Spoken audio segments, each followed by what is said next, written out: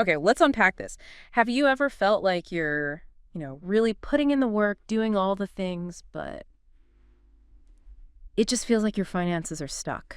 Hmm. Like money just isn't flowing the way you think it should, and you can't quite nail down why. Yeah, that feeling of hitting a wall even when you're trying hard. Yeah. It's common.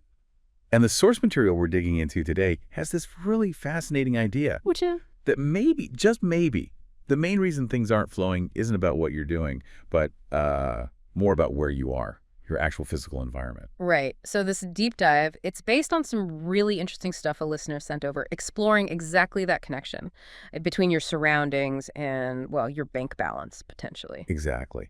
And our goal here is to really get into the main ideas, try to understand the why they propose, and look at the practical steps suggested.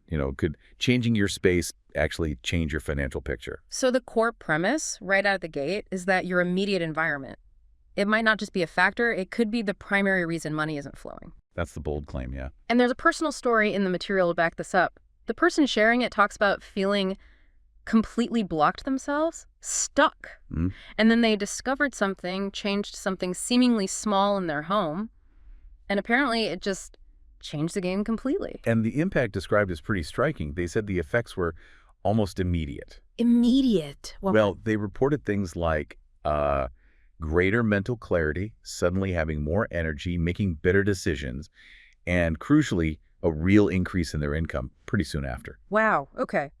So that experience made them look again at ideas like, wasn't it Bob Proctor mentioned, this idea that the mind is like a magnet? Right, and that your environment kind of dictates what you attract. The material mentions that the speaker initially thought that sounded a bit, well, spiritually exaggerated. Yeah, a bit out there, maybe, until they saw results firsthand. Exactly. Which brings us to the big question, why? How could organizing your desk or clearing out a closet possibly affect your income? The material is pretty clear. It's not suggesting it's actual magic. Okay, good. So there's a proposed mechanism. Yes, a clear reason, according to this perspective. The idea is that wealth, it doesn't just start with your bank statement. It actually begins in your environment, in the energy sort of surrounding you. And those little things we ignore, like a pile of papers here, a broken thing there. According to this view, those aren't passive. They can actively hold you back. It's explained as this direct link. How you arrange your space affects the energy flow. Okay. And that energy flow, in turn, is said to shape your thoughts, your feelings, how you make decisions, and ultimately the results you get in the real world. The material even gets specific, doesn't it? Yeah. Mentioning things like clutter, obviously, but also just accumulating stuff without purpose, broken items, even wall colors. Yeah, suggesting these things can potentially drain your motivation, your clarity, and yes, even your financial prosperity. It uses that analogy, which I think really lands. Think about how a messy room feels. Heavy, maybe confusing, a bit anxious. Right. The material suggests that's because your outer world is a direct mirror of your inner world, your mind.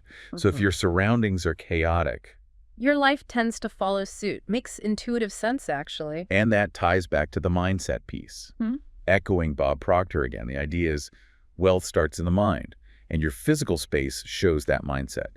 Clutter, in this framework, equals stagnant energy. Stagnant energy, Yeah. meaning energy that's stuck, not flowing. Precisely. Keeping you stuck, keeping you disconnected from the very abundance you're trying to create or attract. So this leads to a core principle they say wealthy people follow. Yeah, a simple but powerful one, according to the source.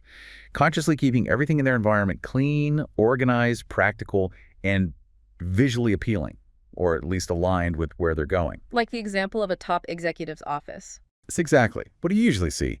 Minimal stuff. Super organized, clear desk. Everything seems intentional.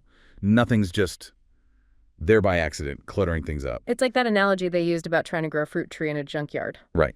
It just won't work well. And similarly, the argument goes, prosperity can't easily flow if your home is full of things that aren't actually serving your growth or your future. It's not just about tidying. It's presented as strategic reorganization. So a space designed for prosperity, it's claimed, doesn't just affect your mood. It supposedly helps with decisions, discipline, energy levels, productivity. And ultimately, the results. There's also a point made about our minds being essentially programmable. How so? Well, the idea is that everything you keep around you constantly reinforces certain beliefs, consciously or not. So if you hold on to things tied to memories of pain or failure or lack, You're kind of telling your subconscious that's still part of your reality. That's the concept. Unknowingly reaffirming that the past is still present. So, if you're listening and maybe struggling financially, the message here is pretty direct. Start with what's right around you, what you see and touch every day. Yeah, because your home, instead of being your refuge, could actually be acting like an invisible anchor. If it's full of reminders of tough times or things that didn't work out. Like specific examples. Yeah. They mention an unworn clothes, maybe from a less successful time, or that thing that's been broken for ages.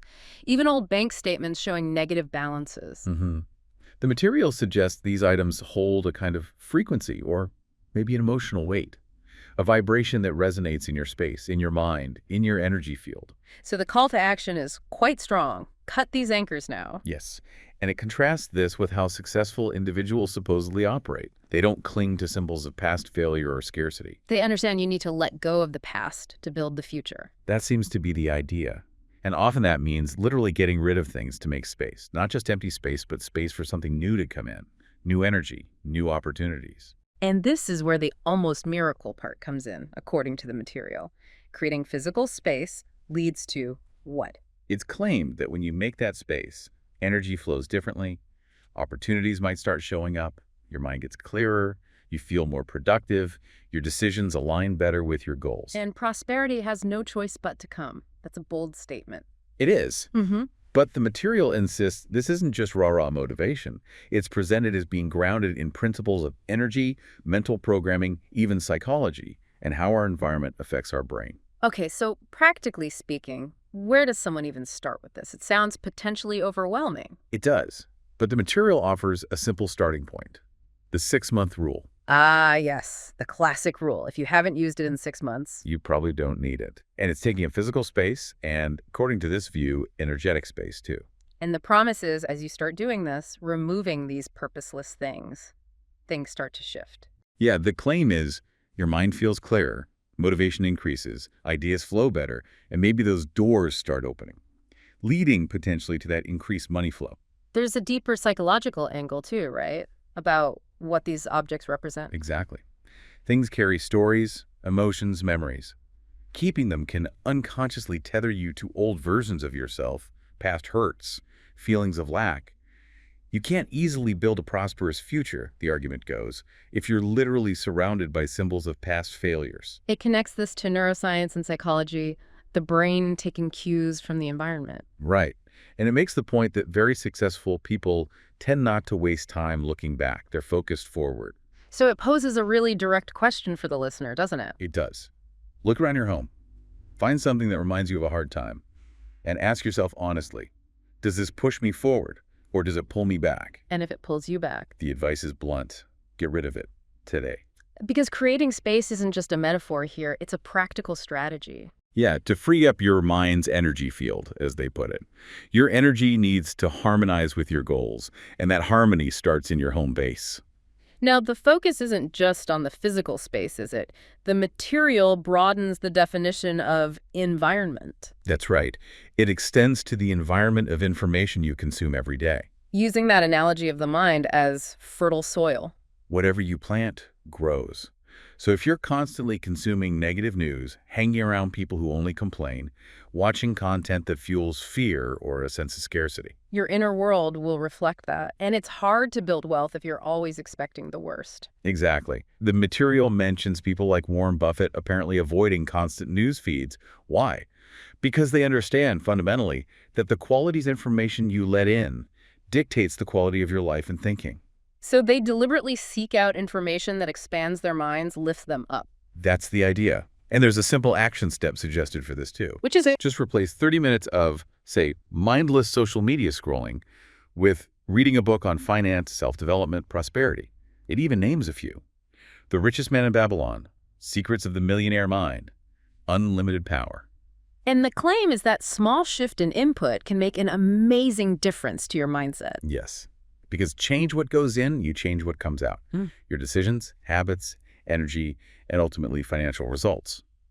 Wealth, in this view, comes from applying knowledge and actively programming your mind by controlling what enters your daily field.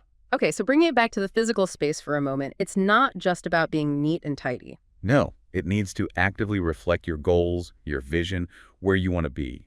It should vibrate, as the material puts it, with prosperity and your future self. Successful people design their environments intentionally for this purpose. That's the claim, as daily reminders of their destination, not their starting point or where they got stuck. Which leads to some pretty confronting questions for all of us, really. Absolutely. Like, what actually surrounds you right now?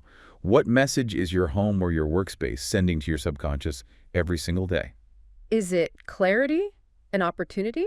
Or is it limitations and reminders of past struggles? Does your environment push you towards your dreams? Or does it subtly keep reminding you of what didn't work? It's powerful stuff to consider. And they suggest an experiment, right? Yeah, a simple one-week challenge. Consciously organize your space.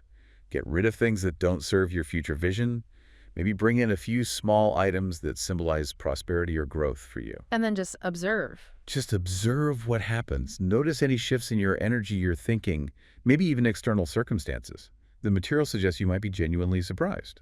And for those who feel this resonates and want to go deeper, the source material we looked at did mention potential next steps. It did. It pointed towards resources like a mini audio course or an audiobook focused specifically on reprogramming your mindset for wealth, building on these environmental ideas. Okay, so perhaps a final thought to leave everyone with, based on all this. You didn't really think about this. What if your physical space and the information you consume aren't just passive scenery in your life? What if they are active participants, vibrating forces actually helping to shape your reality and your future?